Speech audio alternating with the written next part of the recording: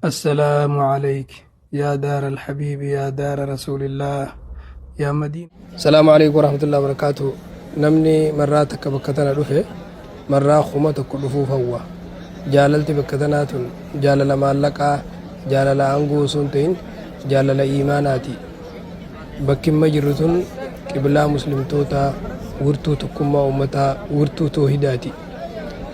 كعبان أستنا مولدتك أبو سنتين حقيقة ربي خاسي ولنا مكابو دعاء نبي إبراهيم صلى الله عليه وسلم فجعل أفئدة من الناس تهوي إليهم جي دعاء قدسن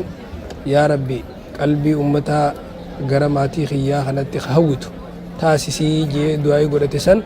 سني هد مني ما خلالتني غرتن كن جاللت نمني كعبا جالتو جالل نمني تلفتو سنتين جالل ربيتي تربي نما خيستي أمو خبكتنا نمني دفه إممان دنگلاسي هوي أستي قلبي نساتس قبويتو تمالك عن بتمني. السلام عليك يا دار الحبيب يا دار رسول الله يا مدينة السلام ويا طيبة التي طابت برسول الله صلى الله عليه وسلم فيك مشى الحبيب وفيك بكى ودعا لأجلنا مع أنه لم يرانا بعد نشتاق إليك شوق طفل لأمه وشوق غريب لوطنه أنت لست مباني ومساجد فقط بل أنت موطن إيمان ودار سكينة وبلد اصطفاه الله لنبيه صلى الله عليه وسلم. لقم ربيتي مدينة نجالنا مدينة جالتشون رسول ربي جالتولا مدينة قدسون سنة رسولاتي في دين الإسلام قدسولا سبحان الله وي خسارانا مقاما مدينة لفي قلبي لفني خيكتي مدينة نبتني اللهم ارزقنا الإيمان وحب المدينة وحسن الجوار لنبيك صلى الله عليه وسلم في الدنيا والآخرة. يا مدينة رسول الله اشهدي لنا أننا نحبك ونحب نبيك صلى الله عليه وسلم. قندخنتي دولان إيمانا تسباسب لمي رتنتين عقيدة في حقا في أبلما رقد دابت ganda kanaatu ganda hijraati ganda taariikha islaamaati taariikhni islaamaa godaana nabiyyi sallallahu alaihi wasallam si godaan irraayi lakkaawama taariikhni guddaan biyya madiinaatti argame injifannoo isaanii osoo hin ta'in nabiin achitti godaanuudha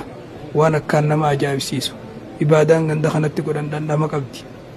du'aayin asitti godhan akkaan qeebalamti qalbiin namaa jiituu imimmaan qabdi iccitiin rabbiitu ganda kana file